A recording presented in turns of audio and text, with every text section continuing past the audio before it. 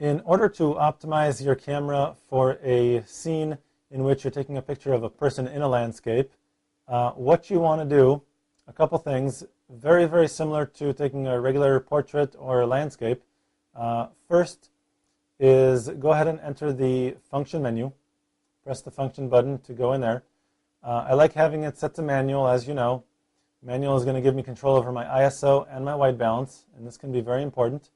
Go ahead and go down to white balance and set this to daylight. I'm assuming the picture is taken outdoors, so it's either daylight or cloudy will be the best for the white balance. Go ahead and press the function button to escape the function menu.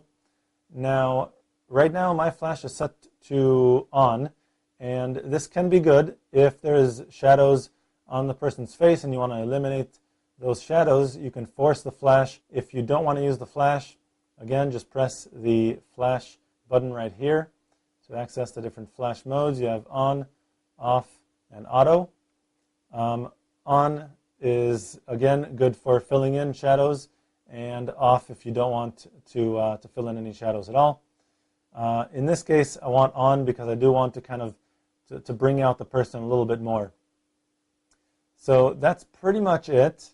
The other thing is the ISO. Now you'll notice mine is currently set to 80, which is great for landscapes. When you're taking a picture, you just press the shutter button halfway and it'll be fine. But when you're taking a picture of people in landscapes, you really want not just the focus to be at infinity, but you want it to be all the way from the person to the landscape. So you need a very, very large, long depth of field. So in order to do that, let me show you what I'm talking about here. I'll press the shutter button halfway to focus, and you'll notice that because my ISO is set to 80, the aperture is set to f2.8, which is going to give me a very, very shallow depth of field, which is going to mean that my person is in focus, but the background is not going to be very well in focus.